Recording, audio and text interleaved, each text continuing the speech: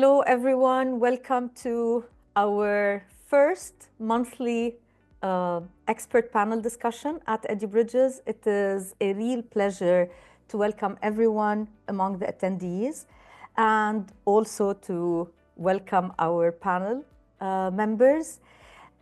In today's world, there's no shortage of talk about AI, artificial intelligence. It is the hype, I know. And it's very interesting how much we can run but not hide. I've been trying to focus throughout a lot of my discussions and activities on teaching, learning, and highlighting that AI is a tool. And we continue to talk about the importance of AI, how to benefit from it, because after all, it's impacting everyone. So welcome to all those who woke up early on a Saturday, a day where you don't really have to wake up early and join officially on a screen. Welcome on board, and it is my pleasure to introduce our panel of experts. First off, I will go with Dr. Jason Johnson, an associate professor at the Emirates College for Advanced Education, a long-standing friend and colleague of mine. Thank you for joining us, Dr. Jason. Ms. Carine Baassiri, the head of the English department at St. Mary's Orthodox College in Beirut. Thank you, Carine, for joining. Good morning. Thank you for having me. Thank you. A member of Edubridges since quite some time now. Hopefully, I'll get the chance to meet you in person. And Ms. Rawan Al Adawi, an educational technology guru / educator who's all about EdTech, and anybody who's been following us at Edubridges will know exactly how passionate Rawan is, and more importantly, how skilled and qualified she is in the area of EdTech. Thank you. So welcome on board. For everyone who has joined us this early Saturday morning, we are going to go through a series of questions, get the insights from the different panel members. I welcome all questions. We will be dedicating time at the end, so the session will be something around an hour and a half. We'll finish our discussion, but we will try and address as many questions as we can at the end. So with that at the forefront, my first question, with the idea and the focus on practical perspectives, because what I'm trying to highlight in these panel discussions is more the practice and the hope that our attendees will end up leaving with as much benefit from your skills, expertise, and experience as possible. So if we want to start with the first question, what pedagogical approach do you find most effective in your context? So we have three different contexts. There's the higher education, teacher preparation, Dr. Jason. We have the English teacher department lead, and we have the EdTech coach. What is the pedagogical approach you find most effective in your context? And can you please share an example of an instructional strategy or activity? So a concrete activity that you've worked with and you find demonstrates the impact of that pedagogy. If you don't mind, I'm going to go with Ms. Carine first. Definitely. You cannot invite an English teacher without getting a story. So I'm going to tell you a short story, right? Yeah. Okay. So during the last war that happened in Lebanon, I was definitely fortunate enough to spend the more aggressive half of it in one of the safest cities in the world, Dubai. Even so, being far from home didn't spare me from the anxieties, from worrying about my family, friends, school, my entire community. And as a coping mechanism, I sought distraction in puzzles. So I ended up buying a puzzle, and it struck me while working on this puzzle that the most important pieces in this puzzle probably are the first and last. Why so? Because the first piece of the puzzle sets the stage. It helps you figure out the methods, the practices, the tools you want to use to proceed. And the last piece matters quite as well, because if you don't see the outcome, if you don't see it there framed in front of you, then you'll always have this last piece missing. To bring it back to the question, in education, and educational philosophy is like the first piece. That first piece of the puzzle. It sets the foundation, your pedagogy, your methods, your practices. And at my school, St. Mary's Orthodox College, we are firm believers and advocates for our holistic approach into education. This philosophy caters for all aspects of a learner's development, whether the academic, the spiritual, the cultural, the intellectual, the physical, and emotional. And based on this foundation in particular, we've embraced, of course, a learner-centered approach, a project-based approach. Now, for the practical example, I have several examples from across all divisions that like fighting to get out there. But probably the example that I would want to share, the practical one that serves our, all of them, they serve our purpose and the approach. But the one that crosses my mind is something that we've done last year and we're going to enhance this year. The teacher, along with the learners, decided in grade 7 to work on a cause. So in a collaborative manner, they started to work on a specific cause. Each group decided on the causes they were passionate about, and the teacher used this as an alternate form of an assessment. Okay, so the learners worked collaboratively. They started brainstorming the causes. They decided on the cause that they are mostly passionate about, and then they started to build an awareness campaign for this cause. And they included variety of engaging activities, like games, like presentations, like posters and brochures. And they did not stop there. They actively presented their work to grade 5 learners. And the way they presented their causes and their awareness programs, awareness campaigns were in an interactive manner, full of meaning and full of communication and creativity and so on. Actually, the outcome was quite remarkable. And learners reported a deeper connection to the causes that they were exploring. And grade 5 as well were highly engaged. And on the spot, they decided, some of the group members in one or two of the awareness campaigns, they decided to raise money, fundraised for the cause.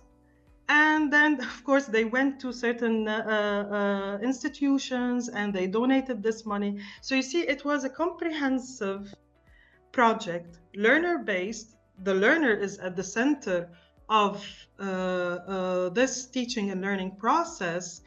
They really combined digital literacy, of course, collaboration. They combined problem solving, critical thinking, and it was an assessment at the end of the day, but a different sort of assessment. Thank you. A wonderful example, and I will come back with reflections about this. An amazing example that we can build the other questions and follow up accordingly. Yeah, because we have enhancements for this year. Oh, awesome. Yeah. Okay, we'll see what's happening there. Do you mind giving a couple of examples of the topics and the causes that they worked on? Just one or two. I remember some of them. They started hanging the posters, of course, and giving out brochures. Some were for health well-being. Some were mental well-being. Some were for the Children Cancer Center. Nice. So they were different causes. It's varied. Exactly. And it depended largely on their passion and their brainstorming activities that were done earlier on. Okay, thank you. Thank you, Carine. Dr. Jason, would you mind giving your perspective? Thank you for having me, Rana. This is an honor Thank to you. be here with all these talented people Our and pleasure and wonderful honor. experiences. As a university or higher education faculty member, I'm dealing with adults, and I'm also dealing with people who want to be a future teacher and also those who are already in the classroom. So my population is a little bit different, but it's the same idea. If I'm teaching a pure mathematics course, one of my loves and passion is to show students how you can use mathematics to change the world. So looking at social justice issues. When I was teaching at Zayed University in the mathematics department, there was a project that I developed, and I wanted the students to think about something in their world that they wanted to change or had an issue with. I'll give you an example. I had one project that was about car accidents on Sheikh Zayed Road. Why are there so many there? Or the big roundabout in Dubai. So we were able to collect data on what times will these car accidents happen. So we were able to give an actual time frame. And if that's the case, why can't we have more police or more support during those times? But again, a student came up with the idea of that. Another idea is looking at health reasons. So again, I love when students come up with a rationale. Similar to what we just heard is there's a project involved. They're actively engaged in the learning process. Now, when I teach teachers or future teachers, my mindset changes because I want teachers to think of activities that they could use with their particular students. So for example, I just did this on Wednesday in my class this week, where we were looking at coding, unplugged coding, plug coding, or this idea of electricity or battery coding, or just using paper for coding. Now, I'm teaching teachers, so there are many teachers who haven't experienced with this. So we had coding devices, the robots were moving, we were telling it to go right, left, forward. But then there were some teachers who had never experienced coding. So my brain says, let's all have an experience together with coding and with using these robots. And the idea for me of teaching teachers are, I want them to experience an activity that I want their students to also experience. I know that when I was a student, the professor would say, here's an idea that you can use with your class. And we're like, I don't know what this is new to me. And how do I inform a teacher of a strategy if they've never used it? I'm just talking about it, but they're not invested in it.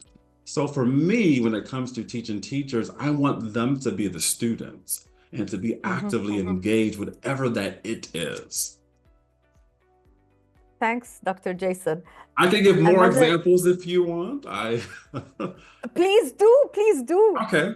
Another example when I'm working with teachers I'm looking at robotics. So my next week course, I've already planned the lesson. We'll be looking at robots, and the idea of this is that productive struggle. I want them to experience this idea of it's not working. I'm a little frustrated that it's not working, but your students will also feel the same way. What can you do to get the robot to move? So the whole idea is you're going to struggle. I know you're going to struggle, but it's okay. We have resources that we can go to give us support and guidance for this activity. Thank you. It's amazing because it's always in teacher preparation and in teacher training and in self-reflection, which was an amazing example with Carine's reflection about the puzzle. I'm keeping my comments for that until later on because it's an amazing example.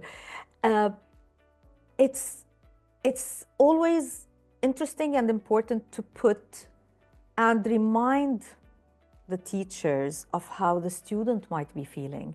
So it's a very interesting aspect. And moving to Ms. Rawan. Yes, thank you for having us today, Rana. It's a really interesting discussion. For sure. I'm happy to be joining this discussion with Ms. Carine and Dr. Jason as well. I'm going to share my perspective from an educator and a technology integrationist somehow role in my school. If you are familiar with the IB program, the IB program tackles units, and in each unit there are certain questions that we unpack, and there are lines of inquiry. So each question, you need to answer it with different like concepts and unpack it in some sort of inquiry to answer it. And imagine each unit would have like 3 questions or 4 questions. So you have to drive that inquiry in order to answer these questions and then come up with a solution or take action, for example, at the end of the unit. As an ICT like integrationist or educator, whatever you want to call me, for example, I'm going to give you tangible examples from grade 1, for example. We're talking about the state matter. And they're learning how objects can change their matter from solid to liquid, liquid to solid, and so on. They're exploring these terms actually.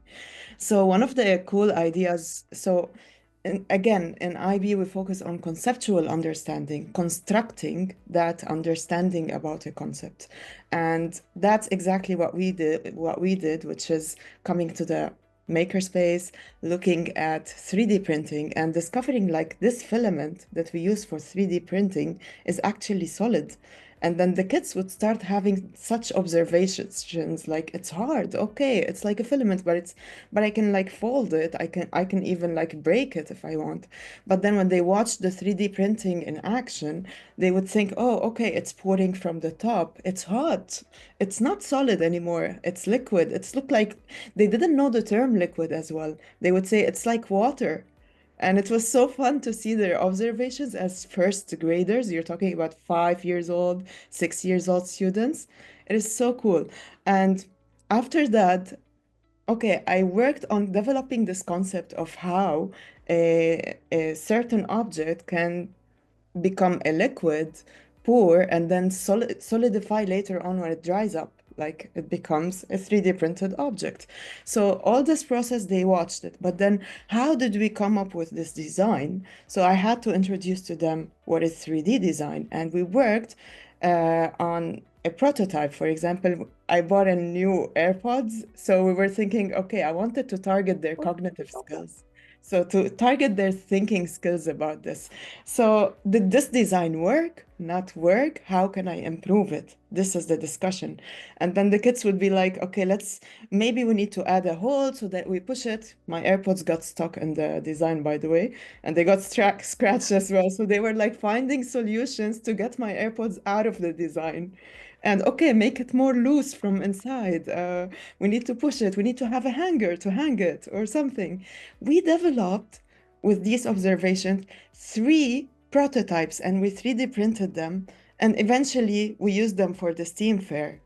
They took action by explaining the whole process with how we enhanced the design.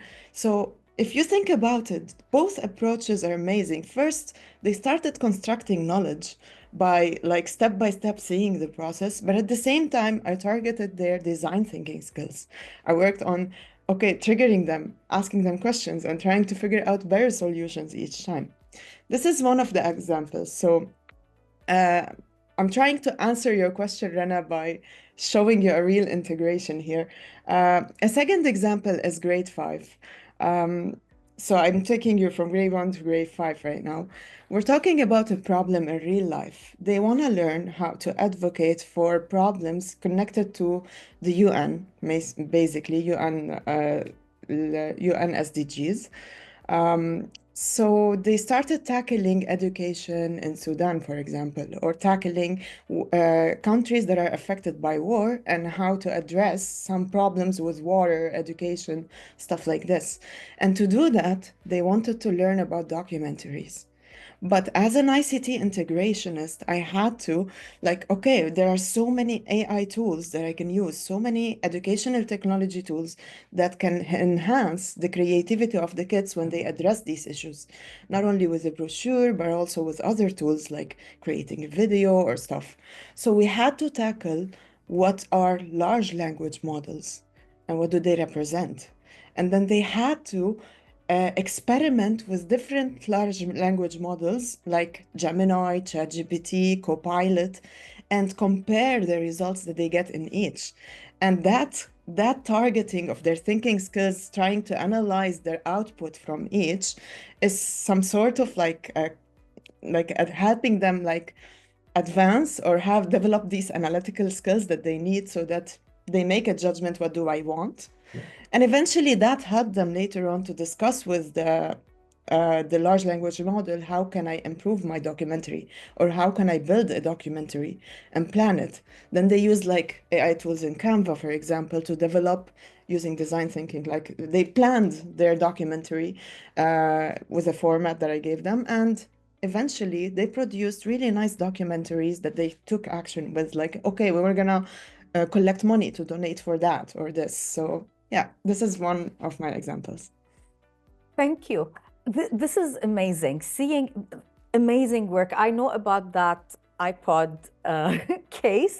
It was interesting seeing it happen in real life when Rawan was telling me about it. And what's really interesting is that we have three different areas, three different aspects, and the three examples or reflections focus most definitely, as would be expected, focus on the students and the learner, as well as more of a comprehensive project or problem-based learning and whatnot, which is expected.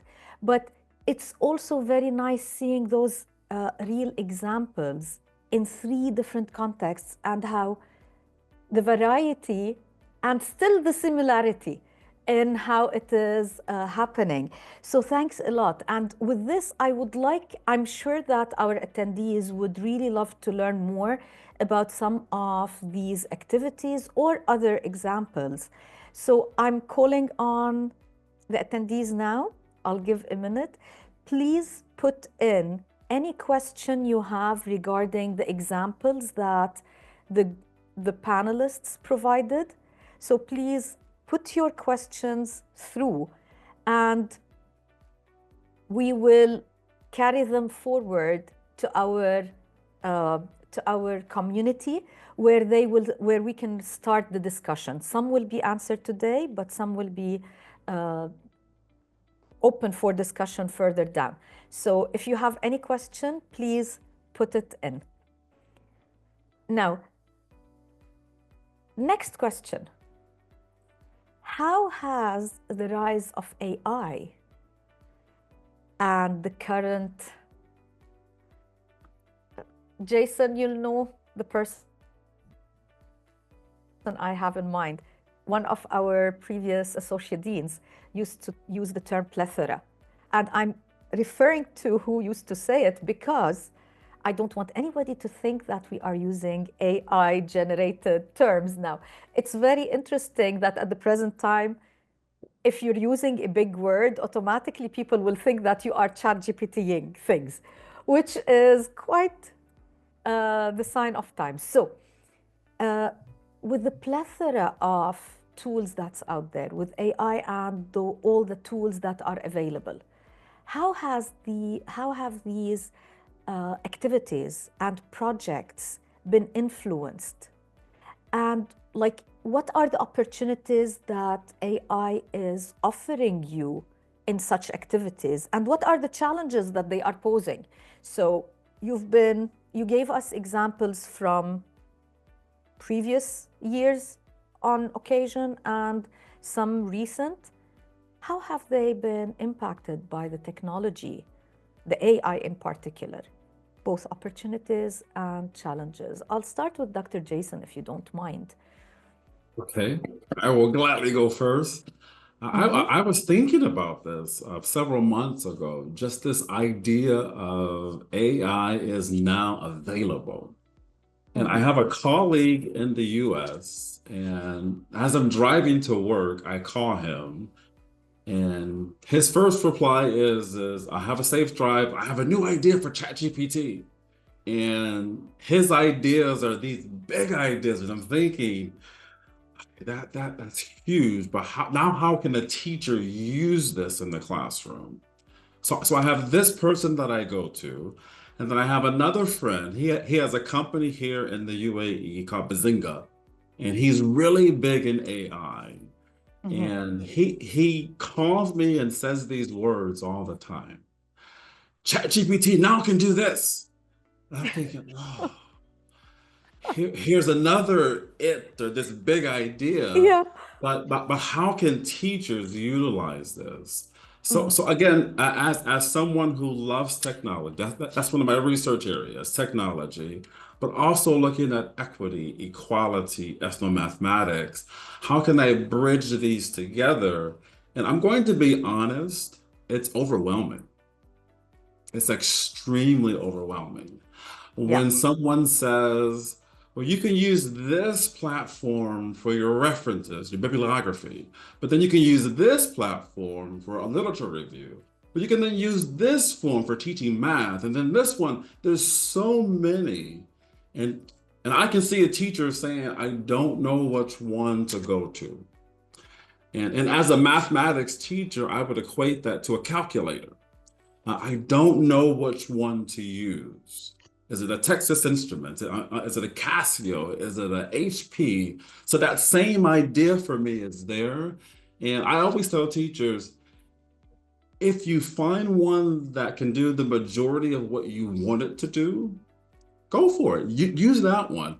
But there could be easier ones for different tasks. But again, you prefer this one.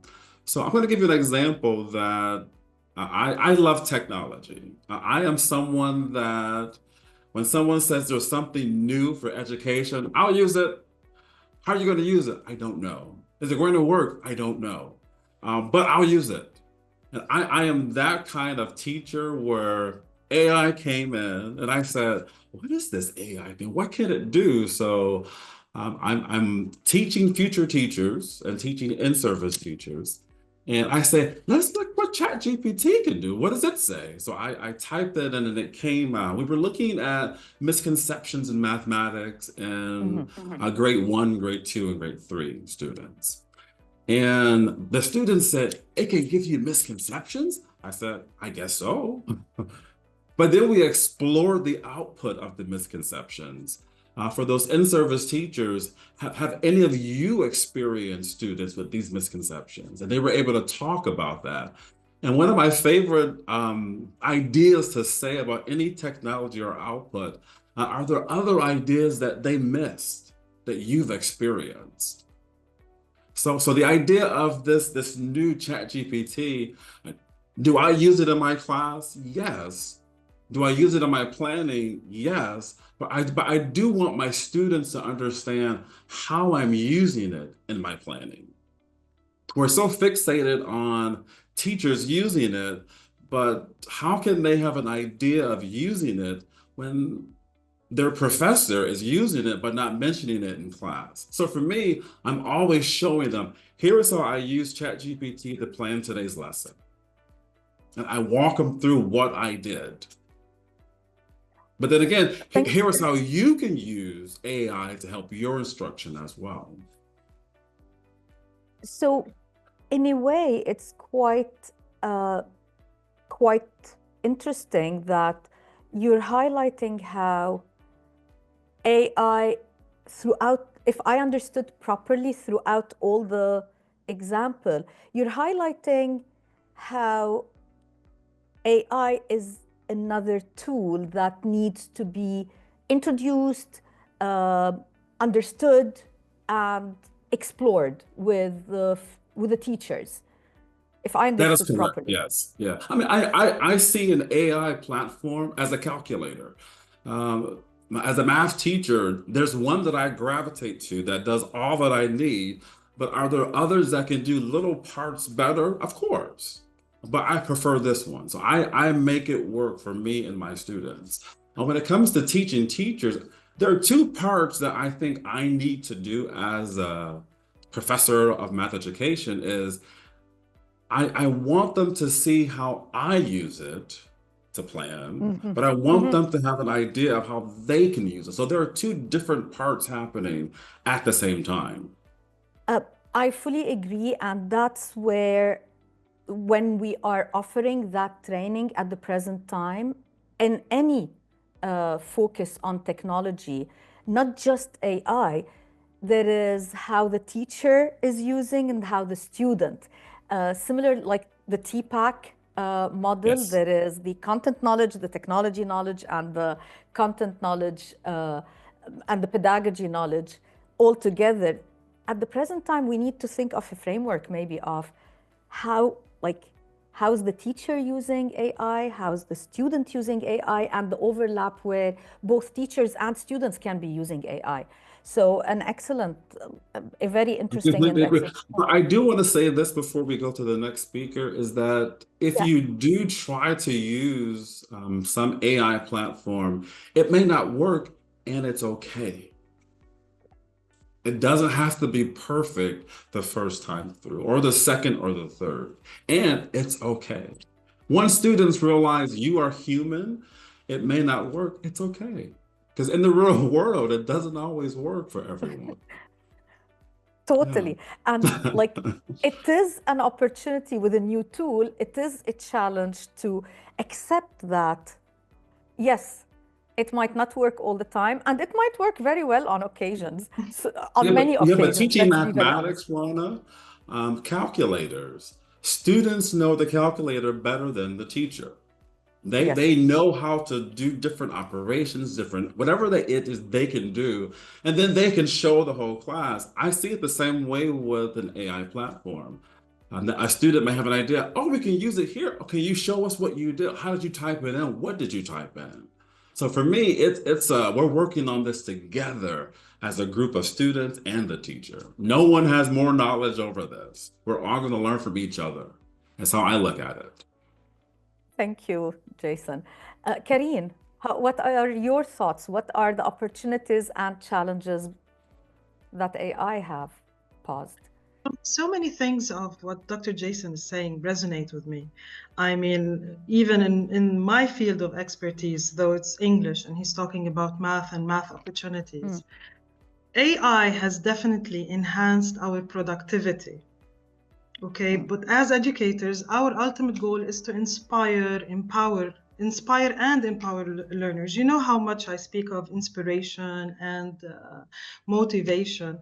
So when we empower the teachers or the educators, you are ultimately empowering and inspiring the learners, right?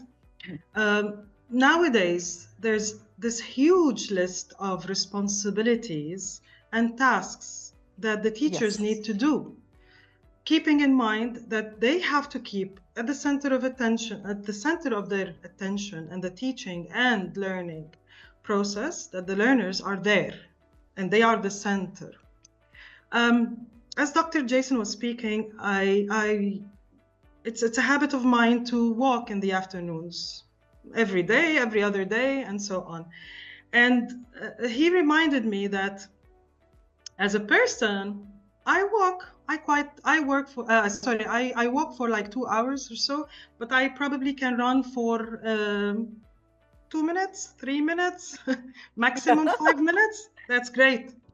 But with AI, the kind of educator that I've become, it has enhanced and amplified my capabilities, okay, and my productivity as an educator, to the extent that I'm similar to a marathon runner.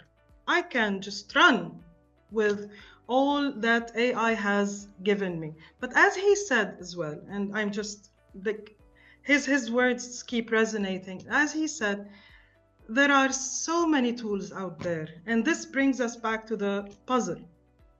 This is just one piece of the puzzle. It's not the main piece, it's one piece. Choose a tool, enhance it, learn it, work with the learners on it, and discover. So if I want to enhance the project that we worked on, and this works well with other projects and other classes. Yes. They used AI for the end result, like the product, the brochures and the posters. They used AI generated images, perhaps. They used Canva to design with them the brochures and so on.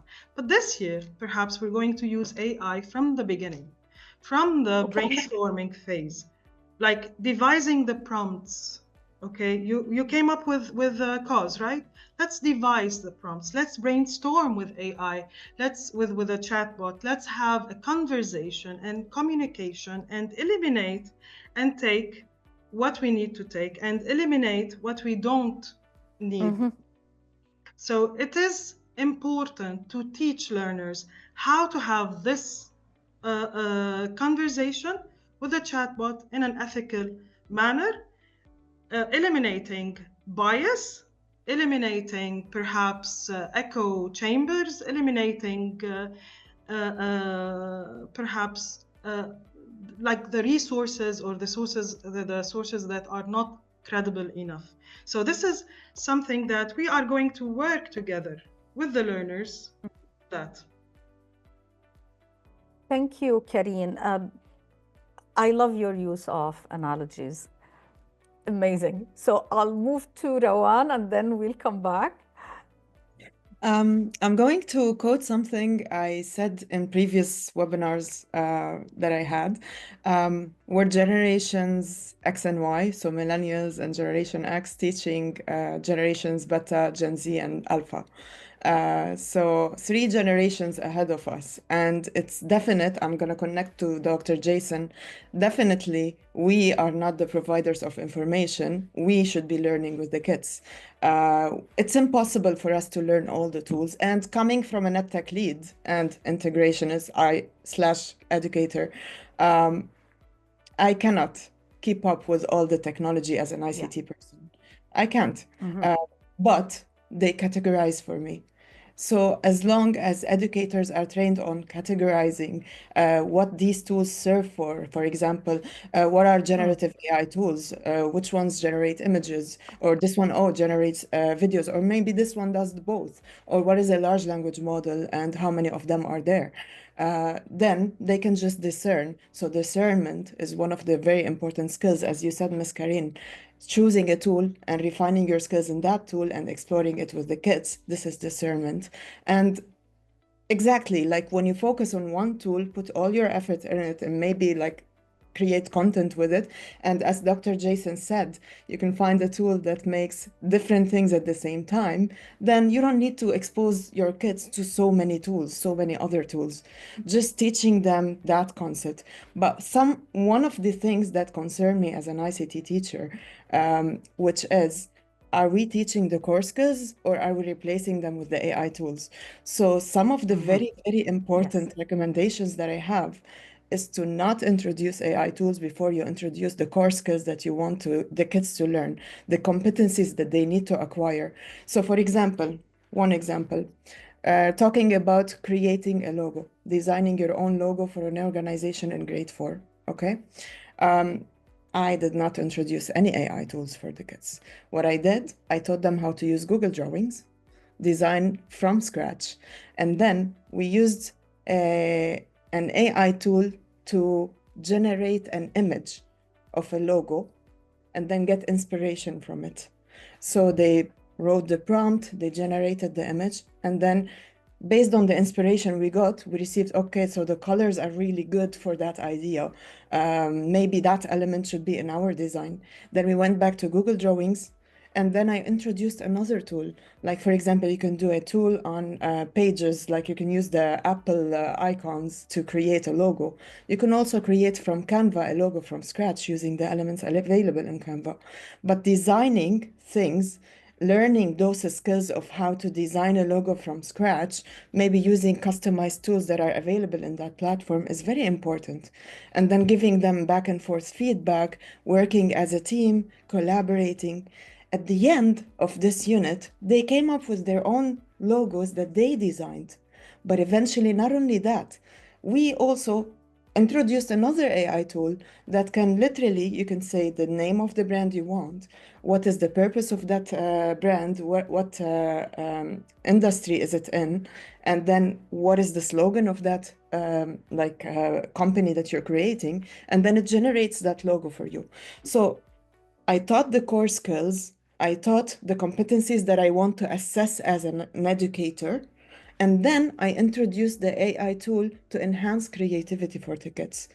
Now, with this in mind, I'm just reiterating the importance of using AI tools as support for your learning experience and not a replacement for the skills and the competencies you are trying to develop with the kids. So, yeah. Thank you, Rawan. Also an excellent answer, like reflection. And you raised some wonderful points. And as I was listening to the three inputs, it seems that one of the biggest challenges is, like, this came in the three answers. I heard the ethical aspect. I heard the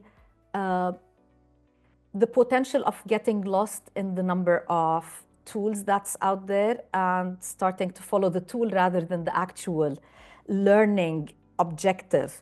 And with that, I want to build on Carine's analogy, because I loved your analogy of moving from from a walker, runner for a short period to a marathon. As you were talking, I was thinking of the tools as the different types of running shoes. If I go to a sports shop, me not being a runner myself, I'll take the example of me and my sister. My eldest sister is an Ironman runner. Like she participates in Ironman. So she's on that level. On my side, I can't claim, Carine, that I have the 2-hour walking every day. Okay, so if I go into a shop and I try to find a walking or a running shoe, I won't know where to start, because they all look the same to me. They are all cool, interesting. Yes, I'll give you that, just one. But my sister, because she knows the aspect of what the running needs and what not, she knows what to look for. And I think maybe this is where, if a strong teacher with good pedagogy is looking for the AI tool, they will know what to look for, or they will know what the objective is. And this is a main difference. I'm not sure. Carine, what's your input? You just explained the analogy beautifully, actually. I mean, your sister, thank you. who is now, thank you, the marathon runner, right? Mm-hmm. She did not start off as a marathon runner. She needed strategy, Agreed. Focus, and balance, and support.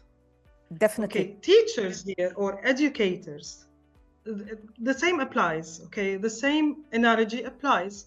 They provide you with the course and the set of skills, as Rawan said, Mm-hmm. with the pace into which you cannot run. If I run now and I say, it's going to be, this is my marathon, and I start running, I'm going to have a heart attack.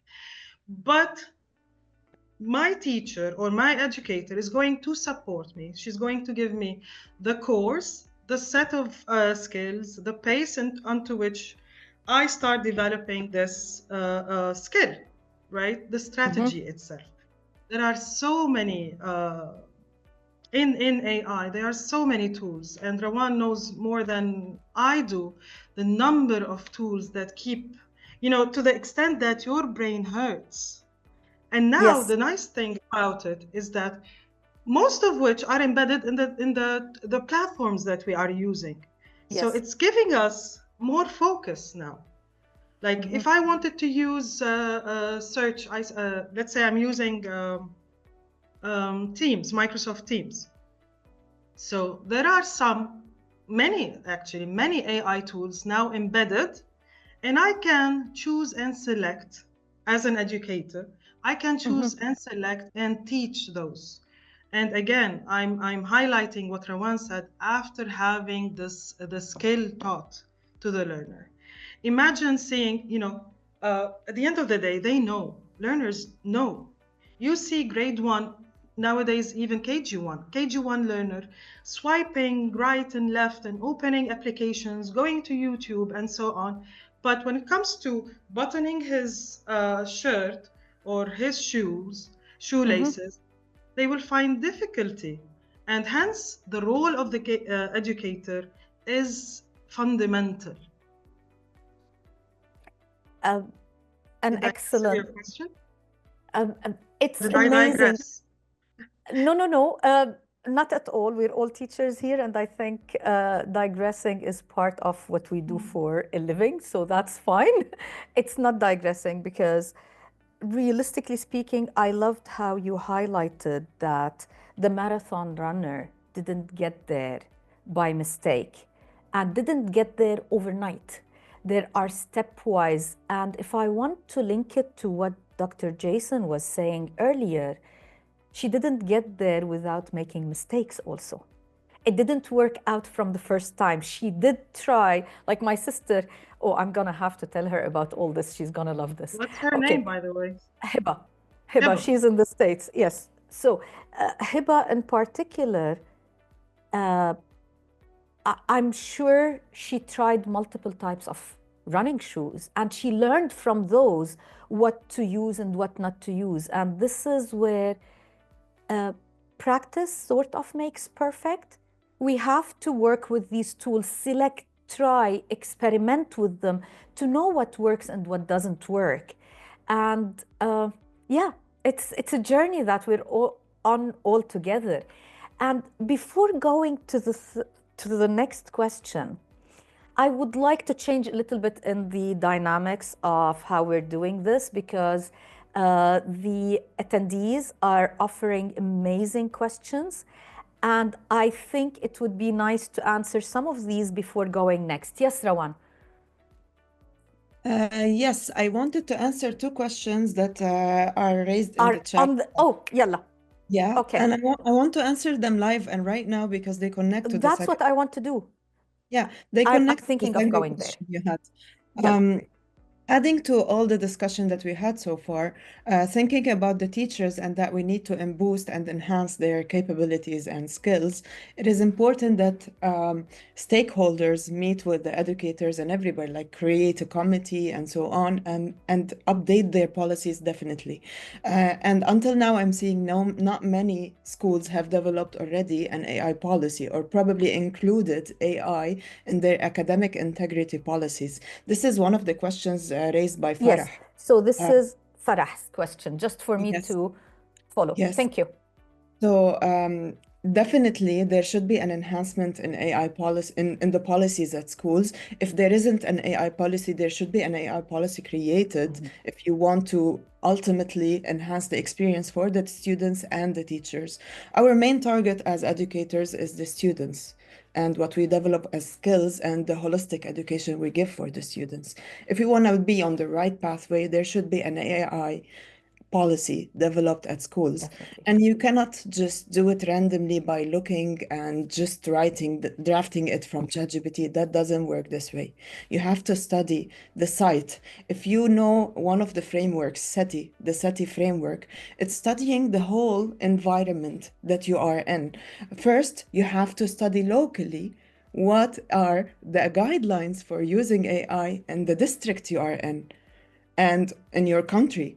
And then looking at those like announced policies or guidelines on the government websites about the use of AI, from there you start.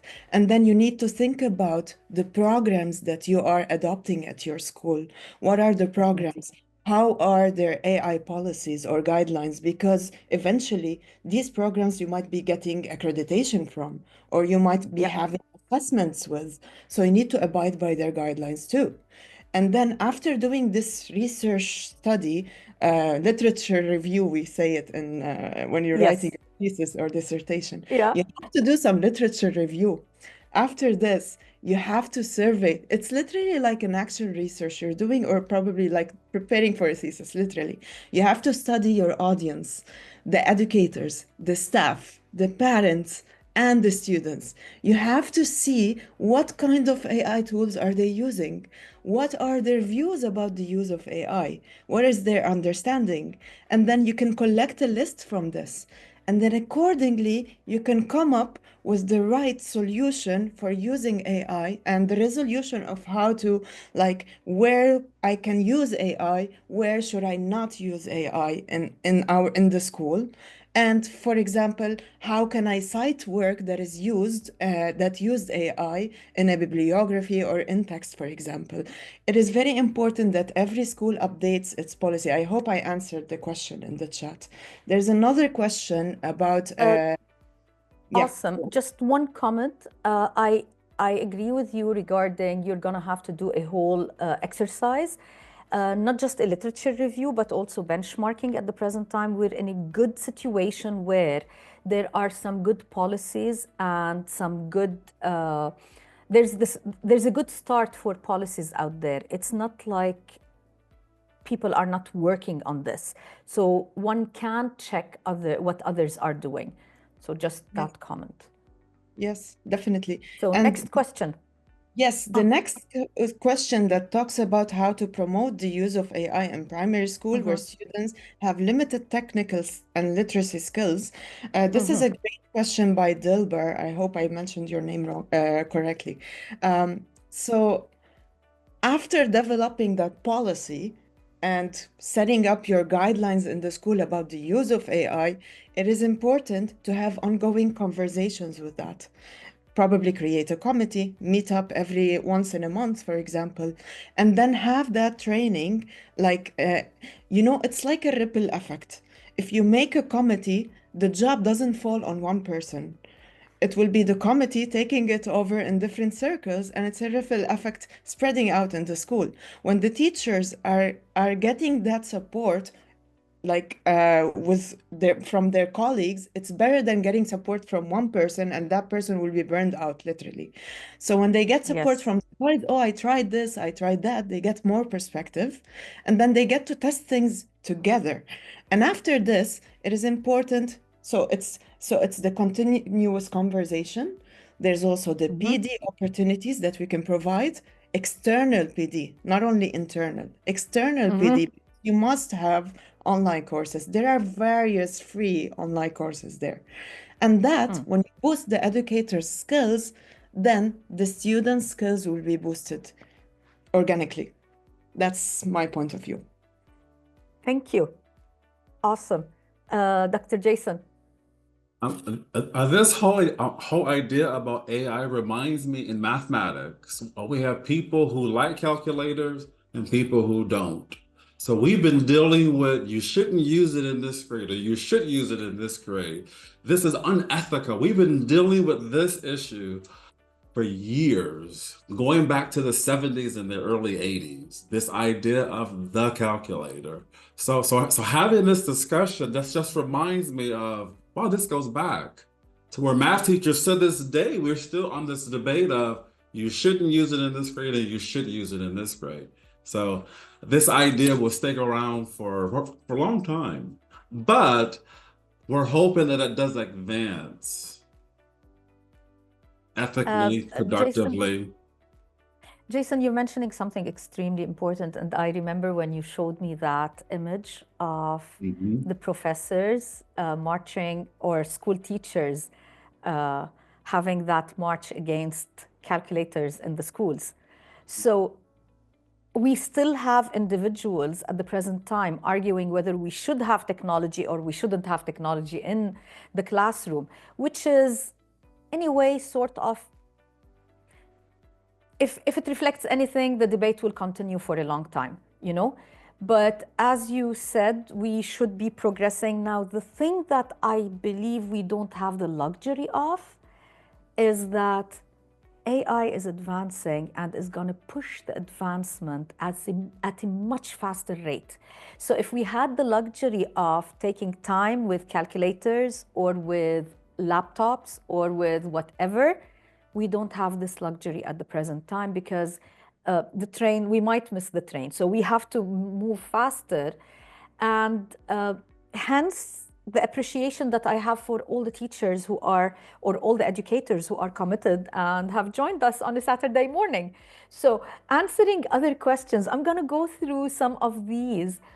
I have from Habiba, how can we as educators in the PYP promote wisely and ethically student agency in the era of AI? Who'd like to take this? Rawan, go for it. I'm actually teaching in a PYP program, so I can easily answer this question. Mhm. Yeah. So literally, it's not only with me, it's with other teachers who are also in that pool of test and trial with the kids. Because having this mentality as educators, we can test and try with the students things is very important. As long as you, of course, experiment first by yourself to know that this is safe for the kids, and then you try it out with the kids. Maybe they will teach you more. This is exactly what's happening in one of the grade 5 classes we have here. We have this techie teacher who would like to experiment with the kids and actually level up the creativity. So to do that, and after I have introduced them to large language models and the difference between each and analytically like experimenting, they started using this with the homeroom teacher to discuss how to further find a solution for a problem in the world, for example. They were working, as I said about the documentaries, so they were working with me about the video making part for the documentary. But with their teacher, they were working on the problem and finding a solution for it, and how to draft a good narrative, how to like do their research and everything. They made use a lot of Gemini. And actually, I will be answering one of the questions in the chat. I cannot spot it, Rana. Maybe you will be able to spot it. Yeah. Large language models, some of them collect data to train themselves, and this is one of the major concerns for educational institutions.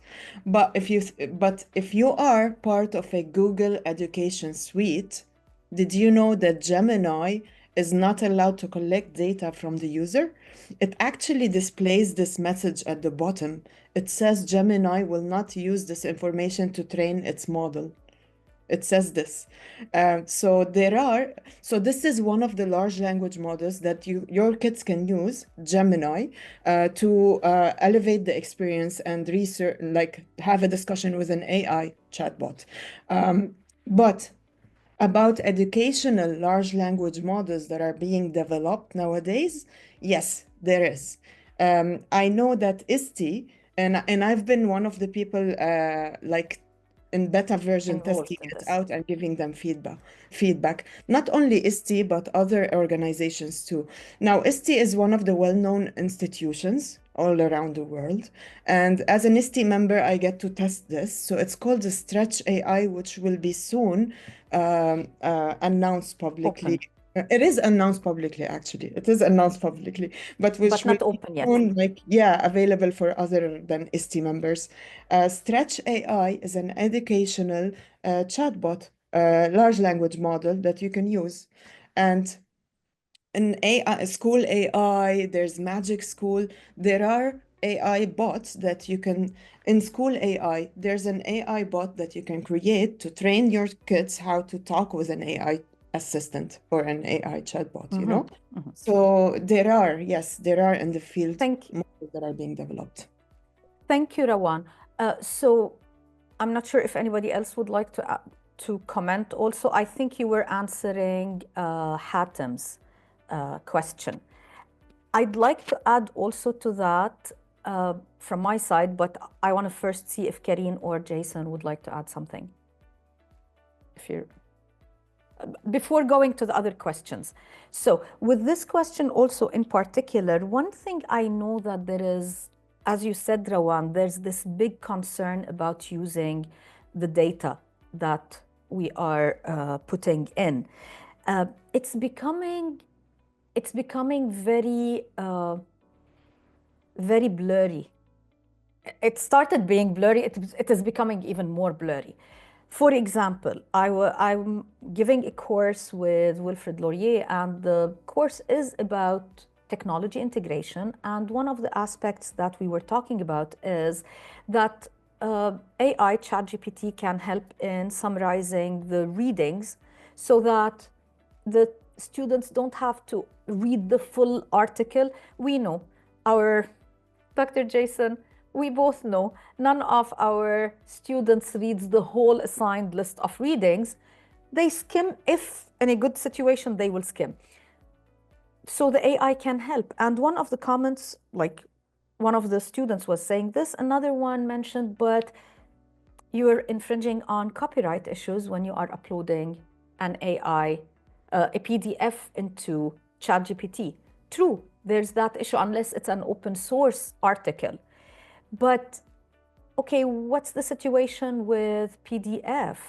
When the PDF now has an AI companion, which is using that to actually train its model itself without getting the copyright for any article that I don't download through my university library. So the situation is very blurry. Does that make sense, Carine? You didn't get it. Do you want No, me? I got it, but I'm just thinking Yes. about it. I never thought about Yes. if you add it to PDF, you are infringing. Are we I'm or just- aren't we? Things Because the are reality is marinating now. it's very foggy and not clear. I'll But ask my husband. He's a lawyer. So okay, please maybe do. we can have this discussion. Oh, definitely. Really? And again, what would journals that have copyright do if PDF is not being used to open those? So it is very intricate. But the good thing is we are going through all these concerns, challenges, and issues. We need to keep in mind that this is new and solutions will come up. And a very good example that I was reflecting on the other day is our two-way or two-step authentication for payments. When we first started with credit cards and payments online or whatnot, everybody was worried because yes, high level of hacking, and there are huge issues that came out of it. But with time, a solution was found.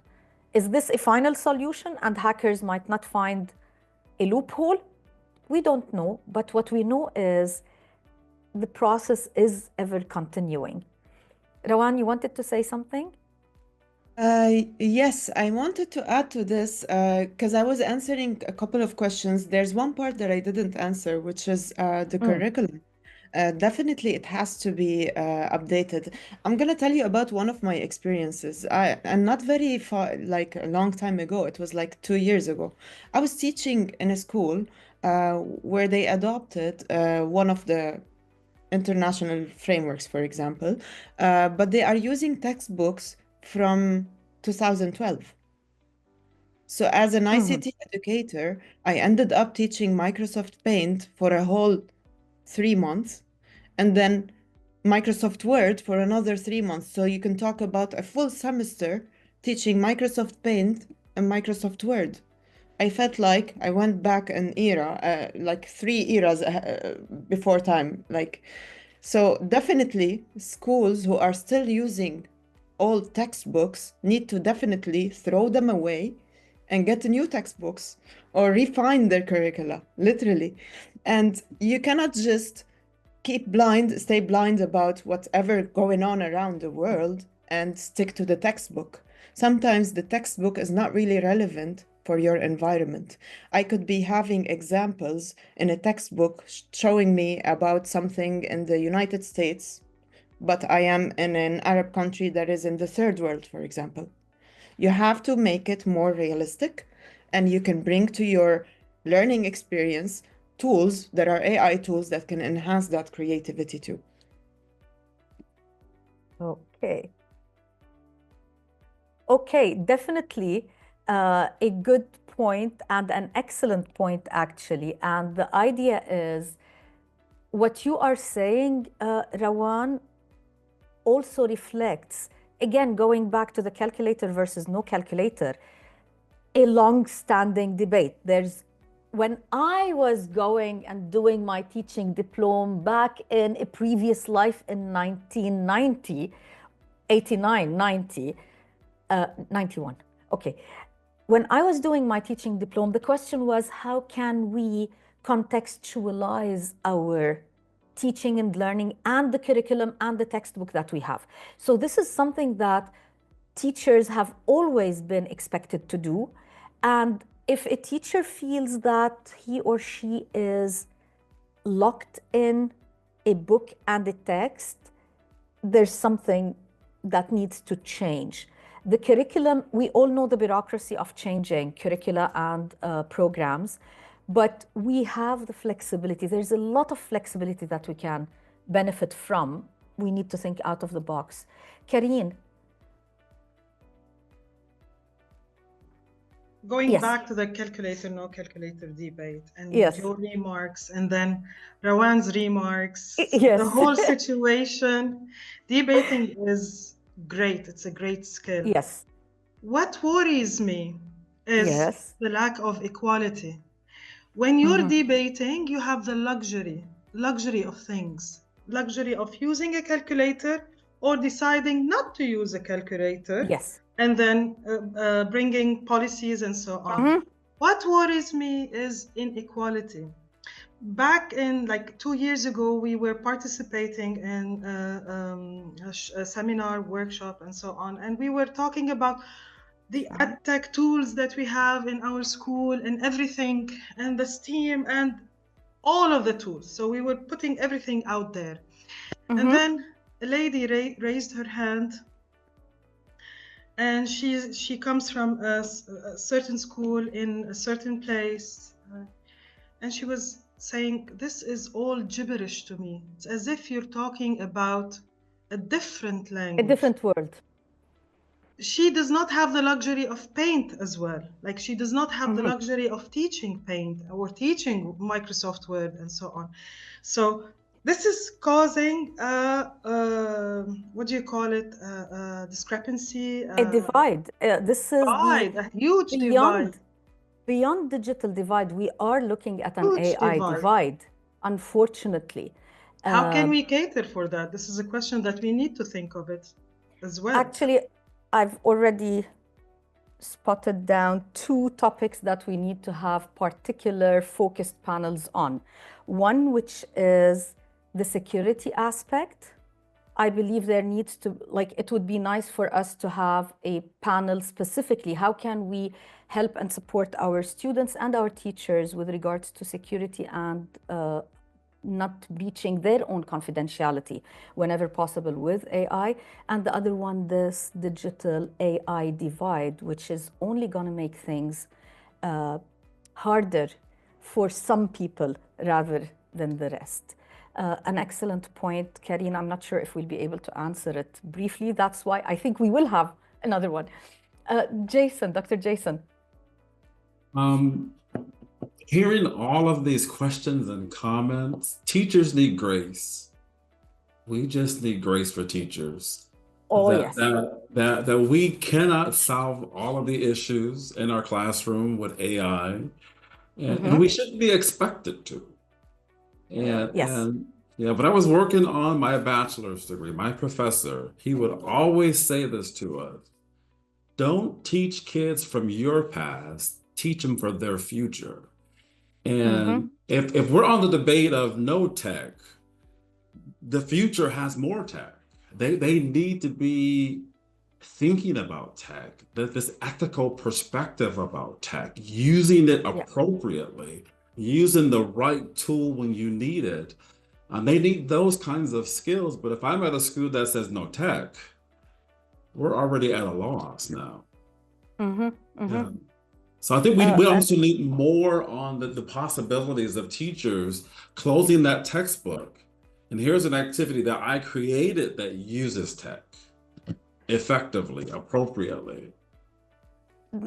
A good point, and I really appreciate what you started off with, your comment here with regards to grace for teachers. And I'd like with that to make use of or to reflect on Ahmad's comment. Realistically speaking, teachers are under a lot of pressure, and let's be very honest, it's not just K-12 teachers, higher education professors are also in the same boat.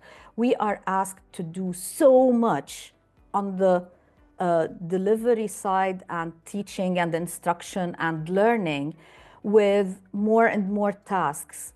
Now, if I don't think about all of the challenges and everything else, AI is yet another challenge that it adds to the pressure on the teachers. But what Ahmed is saying is extremely true, and this goes back to Karine's comment.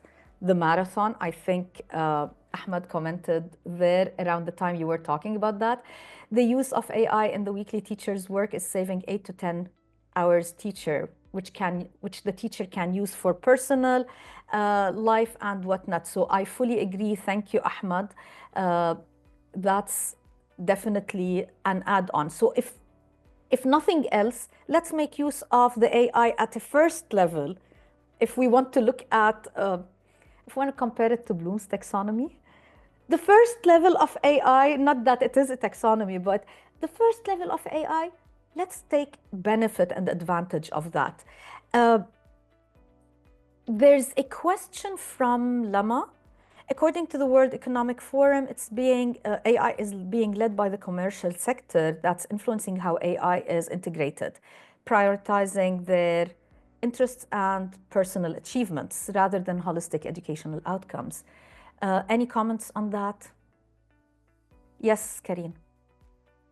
Okay, again, I will start off with the first thing you said as you started today's panel discussion. You said it's a tool, right?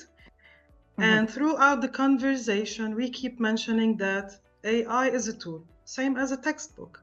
So the textbook itself is a tool.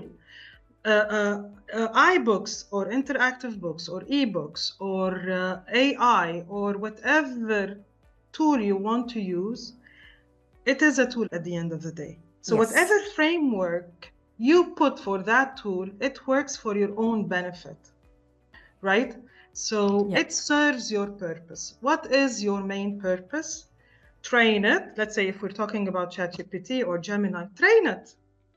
I mean, my ChatGPT is now the most empathetic person on earth. Because like he's showing so much empathy and encouragement and I trained it that way. But that does not replace the role of the teacher and the educator. This might help the teacher, of course, help learners' diverse needs when it comes to formulating a thesis statement, when it comes to improving or changing the introduction. But the teacher's feedback is so much needed when it comes to journal writing. I mean, if I have a grade 1 learner who's telling me that he wants to be a pilot when he grows up, or a girl is telling me she wants to be a doctor when she grows up, and whatever, I want the teacher to respond with all her feelings and emotions and give feedback to encourage this learner one way or another. So set proper framework to AI, and it's going to work according to your needs. You want, as a teacher, to select a text from AI, from chatbot, for whatever you want. Let it select those texts within the guidelines that you, as probably a department leader or a teacher or an educator, you set those guidelines. You want them to serve the holistic approach. You want them to include the following values. I mean, the sky is your limit. Totally. And this reminds me of using AI while keeping your voice. And with this, I will answer Ammar's question and then move to our next question, because there are amazing and wonderful questions, but I'm aware of the time. So we'll keep those questions for the community space. But Ammar has multiple very interesting and good questions. The first one that he gave was, given that a major part of education is cognitive development, apart from other things, how does the cognitive outsourcing affect students' development. I believe throughout the discussion, we were reflecting more on not cognitive outsourcing, it's more of having support rather than outsourcing. So I would say, Ammar, it's more definitely if I outsource, it won't work. So if the student is just using AI with no logic, then it's similar to me using a calculator but not knowing what the numbers mean. It's similar to a researcher using SPSS but coming out with a meaningless outcome. So it's not outsourcing, it's more of using it to support as an assistant rather than an outsource target.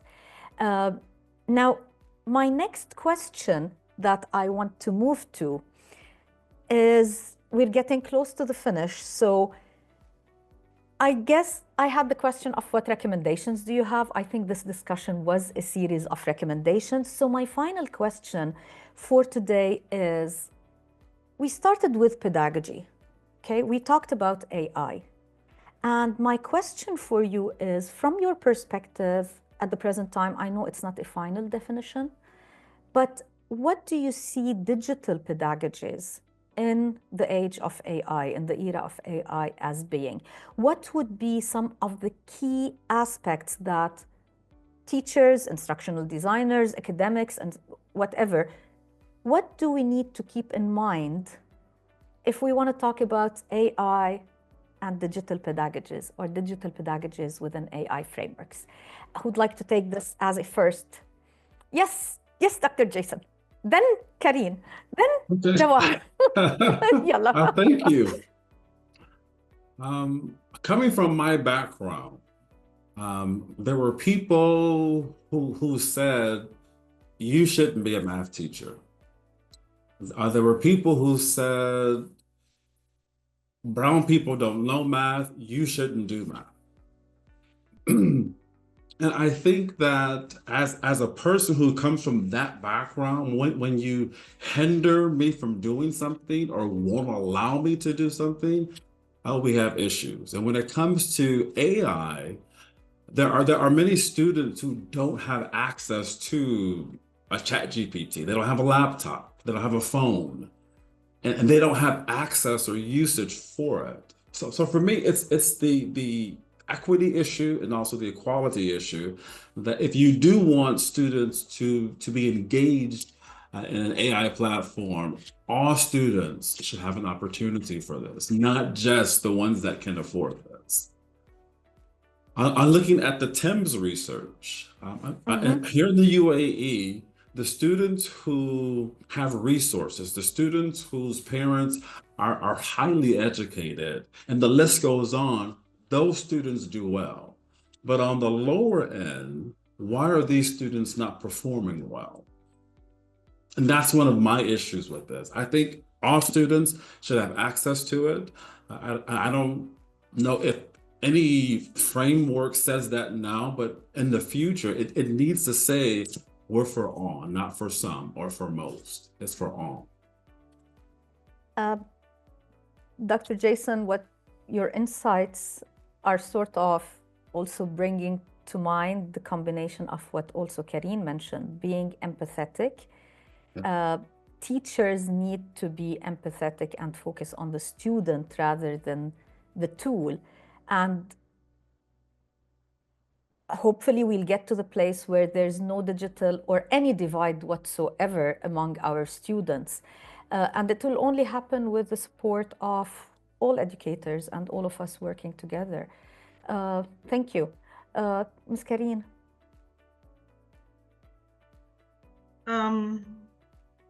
Your words always resonate, Dr. Jason.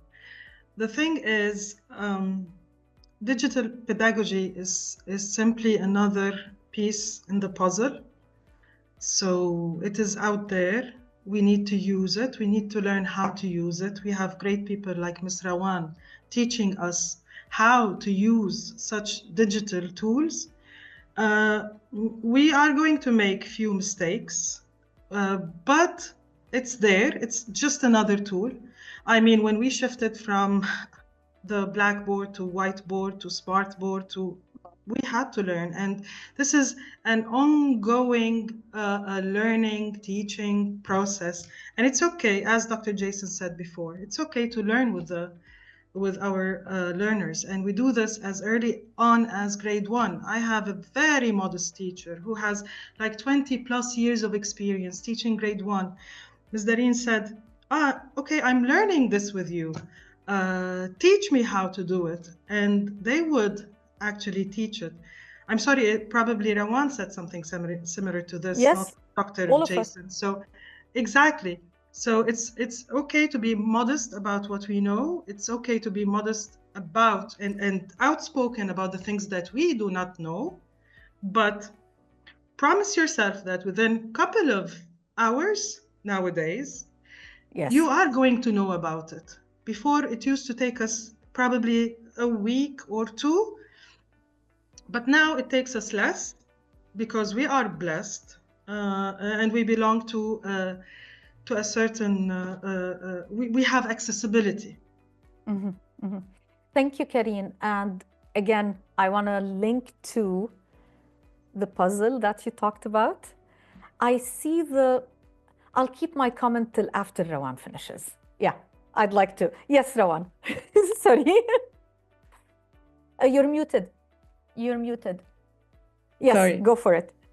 I keep laughing every time you mention puzzle, Ms. Carine, because it's my favorite hobby, jigsaw puzzles. Oh, really? Likewise, yes. Everything is like a puzzle for me. Anyway, I'm gonna talk from the perspective of an educator, okay, who has been in the field for more than a decade now, okay? And I'm sure you guys have wide experience. Maybe you are more experienced than I am. Speaking of a person who is a specialist teaching students back in Lebanon for more than 400 students, how can I report on the students' progress and write personalized comments for all these students? Okay, I'm taking you back to 2017, 2017-18, all right, before ChatGPT. Using ManageBack, which is one of the platforms that is a learning management system, LMS, you can document the students' learning and rate on learning outcomes. Then you can export an Excel sheet or a CSV file of the whole grades you evaluated, and then accordingly you can automate it. I used to spend an ample amount of time just trying to figure out a formula and different formulas for a different set of sheets to be able to automate my analysis and then automate some customized statements and then add my touch as an educator. Definitely the human voice, the teacher's presence in any drafting for comments is important. And that was one of the main essential parts. But to get to this point, I used to spend a huge amount of time just preparing those Google Sheets. I used to work on Microsoft, so Microsoft Excel, and just preparing those formulas. And none of the other educators knew how to do such thing. So imagine, I used to prepare these for all the other specialists who are teaching also 400 plus kids.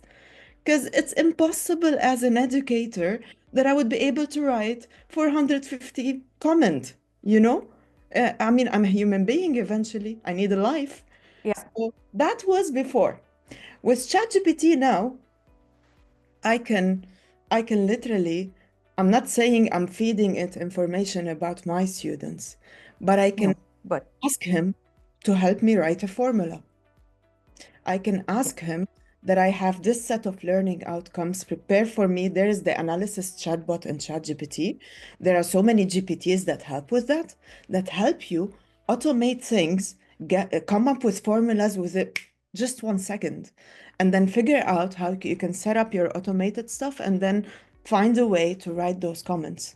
This year, with the use of ChatGPT and so many other tools, I was able to generate my comments with just like a couple of hours, 2 hours, instead of spending days working on this. And then I enjoyed writing my feedback. But but it helped me automate my customized comment about the performance on this certain learning outcome, which I don't need to repeat every single time for every single student. I can just have it do it for me. So what I'm saying is that embracing AI technology can actually save you time, and I think it relates to one of the comments in the chat. It saves you ample of time and get to your social life, definitely. Second thing, it is an Welcome assistant back. for the educator. It is a tool that helps the Yes. educator. So find it as a friend for you. And as you said, Miss Karen, my ChatGPT, I have in my personal chatbot. I called her Jupiter. We agreed she's called Jupiter. So this is her name. And it's like I have a friend at home. We always talk. She's the best. So yeah. So thanks a lot for the insights. And there's so much. I'm amazed. I honestly, it's an amazing discussion. I'd like to finish with a reflection about the digital pedagogies and the analogy that Carine reflected on with regards to the jigsaw. In a way, the way I see it, yes, there's that first, and as a jigsaw player myself, enthusiast myself, the first piece is the most important. The last piece is, wow, amazing. And another thing which is extremely important, as you said, Carine, is the framework. It's putting all those pieces on the outside, putting the boundaries or the guidelines for me, and then starting to put the pieces of the puzzle inside.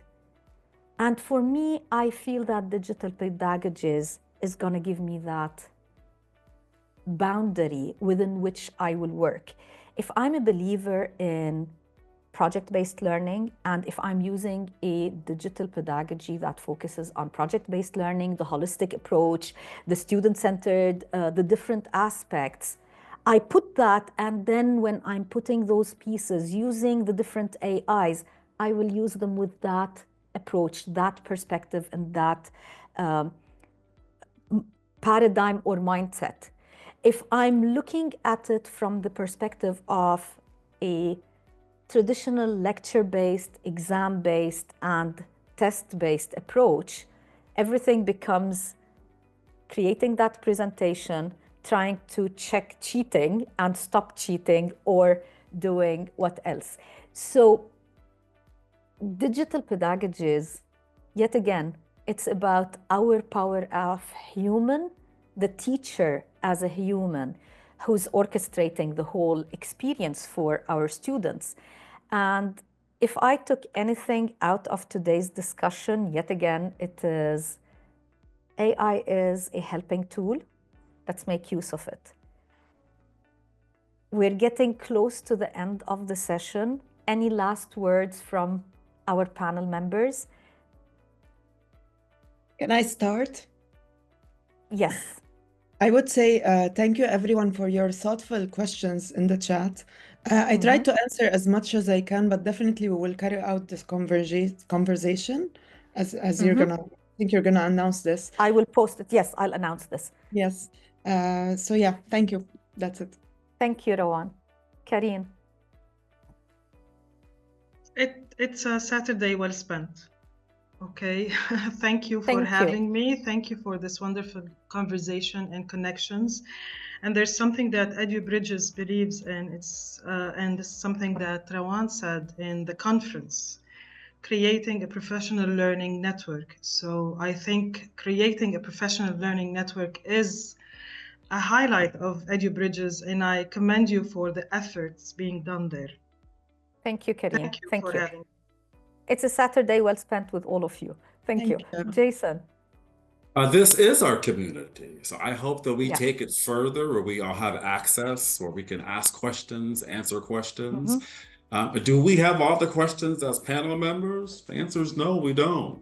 But we love trying. We love getting in there and exploring and making mistakes, and that's okay. And that's what teachers need. It's okay to make a mistake and just have fun with it. Thank you, Dr. Jason, and thanks for everyone who joined. I know we haven't had the opportunity to answer all the questions, but if you were among the attendees of our conference, you know already that we're going to be taking the questions that we received, placing them on the community in a particular space. You will receive, all attendees and those who didn't have the opportunity to join today, you will receive an email with the information of where you can access the recorded session, as well as where we can have the questions that we received and responding to them. The questions are open for everyone to answer and participate in the discussion. It's not going to be just because, again, as Dr. Jason said, no, we don't really know the final answer yet. We're trying, and I strongly believe that together we can find better answers. Maybe we won't find the final answer, but we'll find better answers. And just before I close, I want to just respond to one of the questions. مناقشة قيمة وفيها الكثير من الأهداف التربوية، لكن أتمنى منكم معالجة مضمونها مع أساتذة اللغة العربية. بوعدكم إنه رح يكون في عنا نقاشات واجتماعات باللغة العربية للمعلمين باللغة العربية، فخليكم معنا تابعونا، وإن شاء الله بوجودكم نحن بدنا نكون عم نوصل لأكثر عدد ممكن من الأشخاص. Thanks a lot for everyone. I really appreciate all your insights on the panel side and on the participants. All the best. Certificates of attendance will be also sent for attendees in the coming few days. Thank you.